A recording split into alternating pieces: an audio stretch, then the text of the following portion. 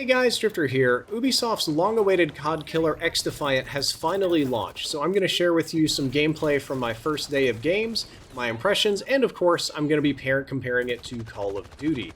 XDefiant is a 6v6 arena shooter with gunplay reminiscent of older Call of Duty games. However, it also has tactical abilities very similar to that of Overwatch or other hero shooters like Valorant. It's all wrapped around an Ubisoft theme set in the world of The Division, and it has a lot of characters and classes and groups from other classic Ubisoft games as well. XDefiant is unique because it's been through several cycles of insane hype. This is going to be the COD killer. This is going to save us to COD, to insane criticism to the community, and hate and hype and hate and hype and back again. So it's going to be interesting to see how the final product shakes out in the long run. Its most prominent claim to fame is that it will not feature skill-based matchmaking in regular modes. Instead, regular modes will all be random matching, and any type of skill matching is ranked only, which is something the COD community has been asking for a long time. Oh, and by the way, I helped develop this game. If you sit through the credits, you'll actually see my name roll by down the bottom near Exclusive Ace. Very fun. I worked on this about 3 years ago when it was truly in a barely functional alpha state very early in development, so it was super interesting to see how a game that I barely got to touch and put my DNA on ultimately shaped up. So for the rest of this review, let's do it good, bad, and ugly format. I'll talk about the things that are good, then the things I think that are bad, and then a few downright uglies with plenty of comparison to Call of Duty, with, right off the bat, the gunplay. The gunplay in XDefiant is very similar to older Call of Duty games. I believe I think it was Black Ops 4, they started doing bullet velocity, and then after that in the Modern Warfare engine, they had bullet velocity baked in, and they've been updating the engine. The gunplay is very tight. A lot of guns are low recoil, they feel easy to use, they're all hit scan to the best of my knowledge, even the sniper rifle, so it feels like you're playing Modern Warfare 2, the original. It feels like you're playing, a 2010 Call of Duty game in terms of gunfights, which is very fun. A lot of people like that. I've been missing that, to be honest with you. And there also doesn't appear to be much in the way of RNG accuracy in the weapons. And by that, I mean there's a number of games where what you're aiming down sights at and where your crosshairs are aren't necessarily where your bullets are going to go, because your bullets will come out in a cone, or there's some sort of sway built into the weapon, or the center of your screen is off, or goofy things. To the best of my ability to tell, there's very little of that, and the guns are very predictable and very easy to use. I think they're going with user-friendly and community favorite hit-scan predictable guns.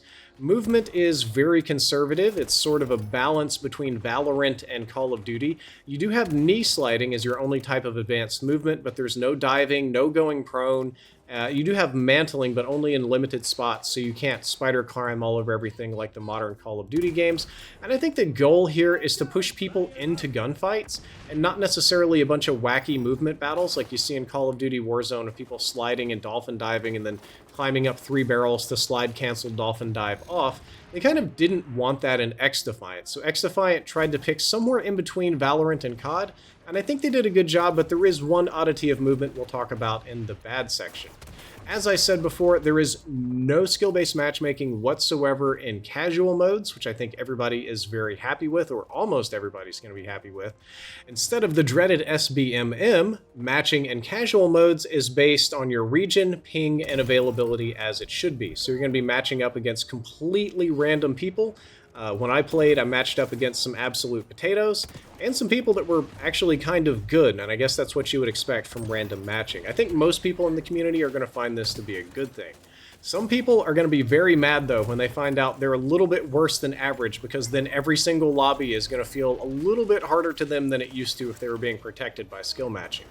Ranked modes are also not using skill-based matchmaking as we would know it from the Call of Duty side of things, but are instead going to be used ranked-based matchmaking, some form of true elo system where you match based on your rank, your score, your number, and not anything else. In the good section, I do want to say that the map design is interesting. Not necessarily in terms of layout, the layout of the maps is very old-school Call of Duty again, but importantly, most of the maps are bright, they're colorful, they're visually interesting. You have things going on. You're in a movie set. You're in a theme park. You're at the Statue of Liberty. You're at the Washington Monument. You're in a plane crash. None of the maps are boring, depressing, gray, grim Call of Duty stuff. They all look good, thank God, and because they're bright, it's usually pretty easy to spot enemies. way too many modern shooters decide to go with grimy and realistic to the point of being depressing and unfun to play. On that note, the graphics for XDefiant are very straightforward, rudimentary. They're not particularly fancy or wild. They're not going to be a showstopper anywhere, but I think it's designed to run across a wide variety of PCs, even kind of low-spec ones, so that kind of makes sense. Aesthetics-wise, I do like the aesthetics. I like the grungy, urban, colorful, crazy look to most of the characters and people you play, and Ubisoft pulling in stuff from other series like DeadSec. I'm very on board with the aesthetics. Graphics are very simple. Weapon variety is pretty standard for a first-person shooter game. You'll find a lot of your fan-favorite guns from not just Call of Duty, but every game. Your MP5s, your MP7s, your M4A1s, your old World War II sniper rifles, your M60 LMGs, and M870 shotguns. All very, very normal stuff that you've played in a lot of shooters. Almost all of the attachments are, again, pretty normal stuff. They're not breaking the mold in terms of guns, which, if that's what they're going for, is good. I will say the secondaries aren't too shabby. Don't sleep on the secondaries, especially the Deagle. It's kind of nasty, so it's nice to have that. Mouse and keyboard play feels pretty good overall. I will say that I struggled with the aiming. I think I've just not played a PC game in so long that my aim is literally trash.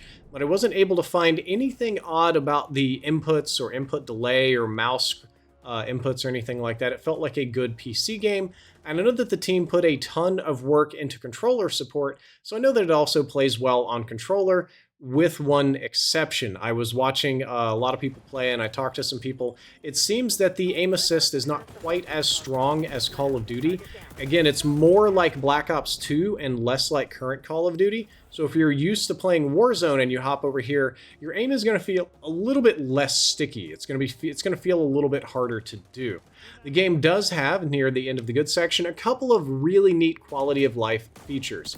First of all, you can turn on a team status overlay that shows ults, health, etc. In the settings menu, you can turn crossplay on and off, so you don't have to match off of system.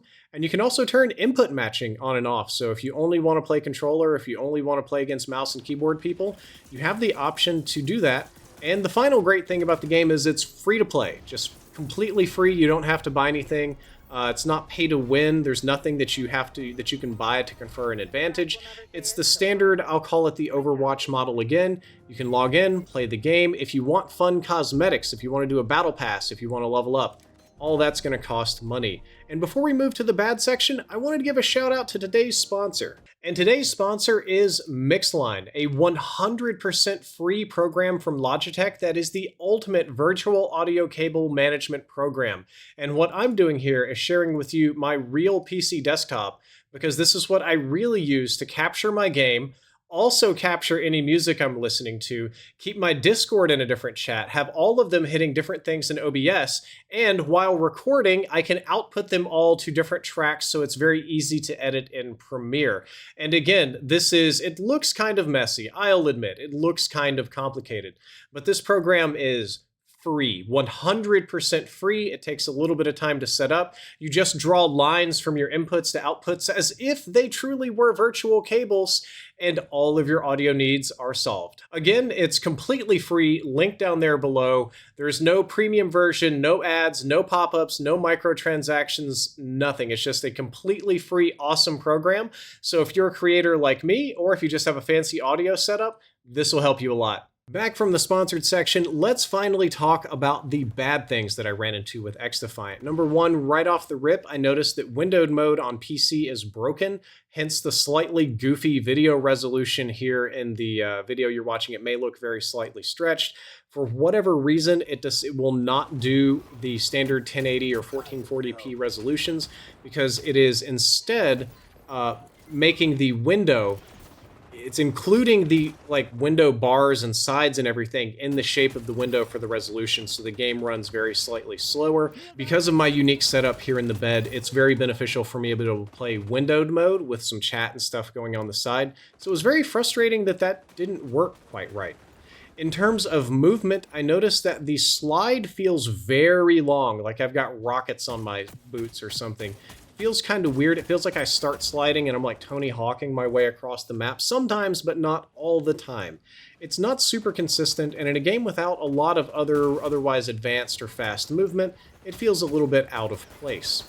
Another thing I don't like is that weapon XP and leveling is insanely slow. This is, of course, done to encourage grinding, which means I, as a person with, limited use of hands and ability, probably won't be able to play this game long term. I played, God, how many games did it take?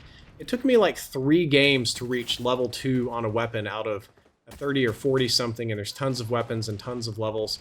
So you have to be throwing down huge scores on the scoreboard or play for a long time to get any kind of good attachments and stuff. That drives me crazy.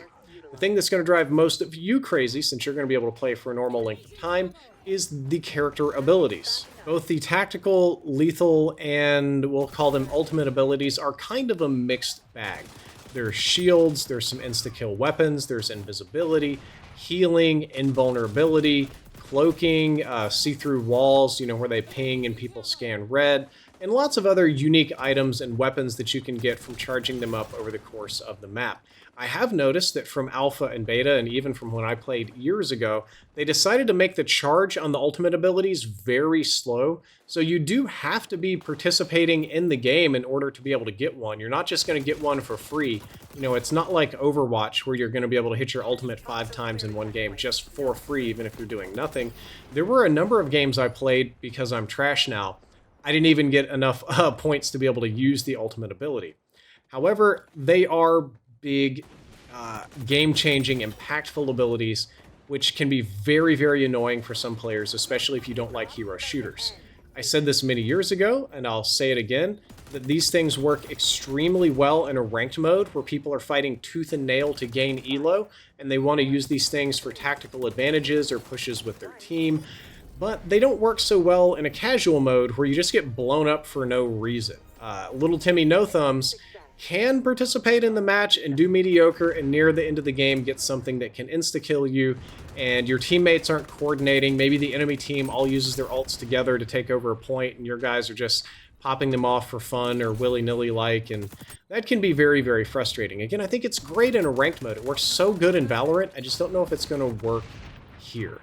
The game is, however, still mostly gunfight focused. There's counterplay to most of these ultimates and abilities, oftentimes with gadgetry, so I don't think it's going to completely turn you off if you hate hero shooters. There's still plenty of good gunfights to enjoy. I'm also adding something about the available game modes to the bad section, which is that they aren't very new or unique. Almost every game likes to have their own really unique, really cool mode. But this game has Team Deathmatch, it's got Domination, it's got Hardpoint. Now, they all have different names. It's got Control, it's got Escort, where you push the payload like in Overwatch. And again, they have different names and slight variations, but all of the game modes in XDefiant are game modes that you've played before in Call of Duty, Overwatch, and or Valorant. And I don't think that they have a ton of really cool stuff to offer there. So that's going to be a really difficult thing, which we're going to talk about in the ugly section. And then finally, right now, here on launch day at the very beginning of the game, the servers are very spotty. Connection's a little weird here and there. It takes a long time to get a match. Sometimes you can't get a match. I don't think that's going to last very long. That's just very normal for most modern game launches, so I'm not going to try to sweat it for too much. Alright, now we're finally at the ugly section, the section that I know all the little goblins out there have been waiting for.